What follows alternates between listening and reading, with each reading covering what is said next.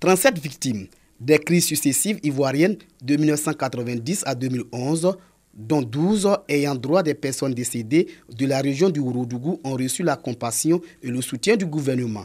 La ministre de la Solidarité, de la Cohésion sociale et de la lutte contre la pauvreté s'est rendue à Morondo, dans le département de Kani, pour exprimer le soutien de l'État à ses victimes. L'indemnisation des victimes doit se traduire sur l'ensemble du territoire auprès de tous les citoyens qui ont vécu une situation dramatique au nom de la Côte d'Ivoire. Nous sommes venus dans le Ourodougou pour dire que, quel que soit le lieu où se trouvent les victimes, selon les consignes du président de la République, nous devons y aller à l'encontre des victimes pour essuyer les larmes. Ces chèques viennent soulager les victimes. Le président a laissé des instructions pour que toutes les victimes soient vraiment prises en compte.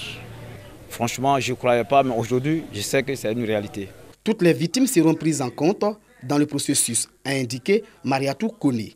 Elle a donc invité les autres victimes à continuer de déposer les documents afférents. La réparation est une réalité, c'est un droit pour toutes les victimes. Alors, il y a beaucoup qui pensaient que ce n'est pas vrai, donc ils n'ont pas fait de dossier.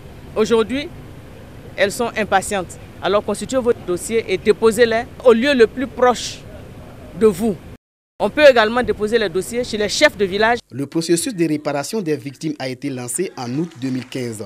Pour la phase pilote, 4500 personnes ont été enregistrées, dont 3500 ayant droit, des personnes décédées et 1000 blessés. À ce jour, plus de 300 000 dossiers ont été déposés. Le lycée moderne de Tiapoum devient lycée moderne Fatim Silla. Un vœu longtemps exprimé par les populations de cette localité, aujourd'hui exaucé. Le ministère de l'Éducation nationale, après analyse de la requête de Tiapoum, a donné un avis favorable. Juste reconnaissance d'une femme de valeur. Native de Tiapoum, Fatim Silla s'est illustrée par son engagement pour le développement et le progrès de cette localité. Quand tu vois toutes les infrastructures de ce village, de cette ville-là, c'est Fatou Silla. C'est grâce à elle, on a eu la sous-préfecture. Grâce à elle, on a eu la préfecture, les bureaux des fonctionnaires d'État, assistance sociale. On ne loue pas ces cadeaux. Elle a donné ça gracieusement. Une pionnière, une bâtisseuse, une femme d'excellence, une femme dont le nom rime avec la rigueur, la générosité. Le changement de nom du lycée moderne de Tiapoum, moment de fête pour l'établissement, moment de fête aussi pour toutes les populations, élus et autorités de cette localité. Ils se sont associés aux responsables du lycée moderne Fatim Silla pour exhorter les élèves qui fréquentent l'établissement à ressembler à cette femme, l'une des premières femmes industrielles de Côte d'Ivoire, dont le nom évoque l'époque des cahiers et fournitures scolaires estampillés Safika. Filles comme garçons du lycée Fatim Silla de Tiapoum sont invités à s'approprier les valeurs grâce auxquelles cette femme, dont le lycée porte le nom, a pu et su se hisser au niveau qui lui vaut aujourd'hui la reconnaissance de tout Tiapoum. C'est par la formation et l'éducation que les pays peuvent sortir du sous-développement. Ainsi, pour aider les enfants, nous pensons qu'il faut rapprocher l'école des élèves, non seulement pour résoudre les problèmes de longue distance, pour aller à l'école, mais aussi pour lutter contre la grossesse au milieu scolaire. Le lycée Fatim Silla de Tiapoum, anciennement collège municipal et toujours démuni de clôture depuis sa création, compte 1514 élèves pour seulement 20 classes. La double vacation y est encore pratiquée avec un déficit de 17 enseignants. Le proviseur de l'établissement laisse entendre que le travail y est valeur et l'excellence une vertu. Le lycée Fatim Silla passe pour être le fleuron des établissements secondaires de la région du Sud Congo. « 6 300 000 francs CFA.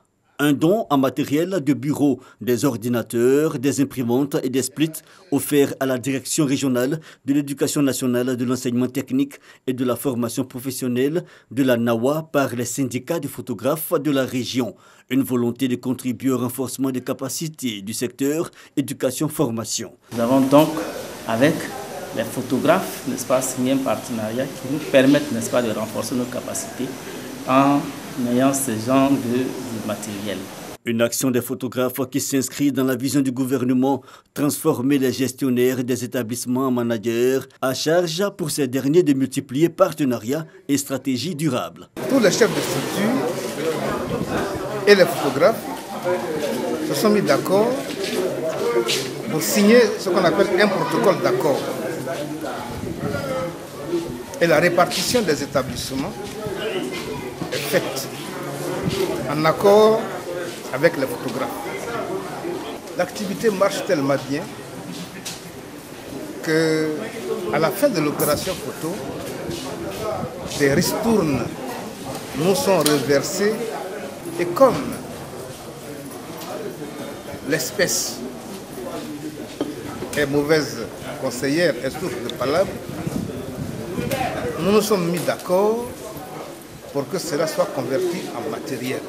Cette mutualisation des forces rencontre l'adhésion du représentant du préfet de région. Le bon fonctionnement des structures éducatives pour obtenir de meilleurs résultats, c'est d'ailleurs la vision de tous les acteurs engagés en faveur de l'éducation en Côte d'Ivoire.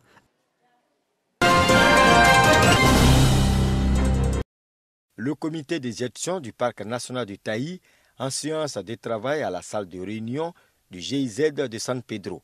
Il s'agit pour les membres du dit comité de faire le bilan du premier trimestre de 2019 et d'indiquer les priorités pour le second trimestre. Pour les activités planifiées, ils sont à peu près à 64% de réalisation, ce qui est un taux assez satisfaisant. Mais le comité a recommandé à l'équipe de gestion d'amplifier les efforts afin que la performance soit plus forte. Mais en termes d'état de conservation, on a pu le constater, le parc national de Taï est en bonne santé parce que ces 536 000 hectares sont en bon état. Et à l'intérieur de cet espace, les espèces animales qui sont encore viables. Et le volet que nous avons demandé de renforcer, c'est le volet appui aux populations qui vivent à la périphérie. Parce qu'il faut dire que quand le parc existe, il faut qu'on puisse développer des activités qui puissent avoir des retombées économiques pour les populations riveraines. Donc le comité de gestion local a recommandé à l'équipe de gestion de développer plus d'actions de sensibilisation à la périphérie, plus d'actions d'appui pour aider les populations à faire face à leurs difficultés du jour. On a souhaité faire de l'élevage des cabris, d'autres font du poulet, d'autres font des porcs. Il faudrait qu'on ait des moyens pour que le parc soit vraiment surveillé à 100%, pour que ce ne soit pas agressé. Le parc national du Taï, patrimoine mondial de l'UNESCO, ce sont environ 146 espèces de mammifères, 240 espèces d'oiseaux et 1800 espèces végétales, pour une superficie de 536 000 hectares qui arrose les régions du Cavali, de la Nawa et de San Pedro. Assuré du total soutien des populations acquises à sa cause, le nouveau chef du village d'Eri Makougué II brandit l'arrêté préfectoral qui fait de lui le relais officiel de ce village de la commune d'Agboville avec l'administration locale. La transition s'est passée de manière pacifique. J'invite tous mes frères, toutes mes soeurs à nous mobiliser autour du chef du village afin de conduire notre village au développement. Eri Makougué II a connu une vacance de pouvoir longue de 3 années.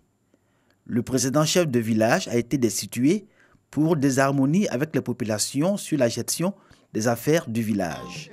C'est le chef de terre qui assurait la fonction de chef de village. Aujourd'hui, Eri Makougué II écrit une nouvelle page de son histoire. Et les chefs du village sont les chevilles ouvrières, donc dans les villages, à susciter la participation et à mettre en mouvement toute cette dynamique communautaire que nous voulons.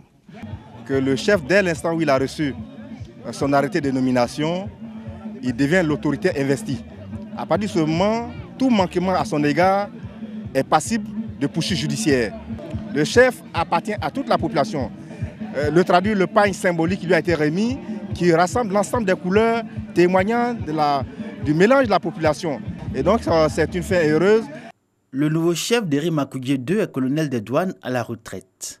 Les populations, les cadres, les élus et l'administration attendent de lui qu'il coordonne les actions de la mutuelle du village pour le développement et le progrès d'Eri Makoudié II.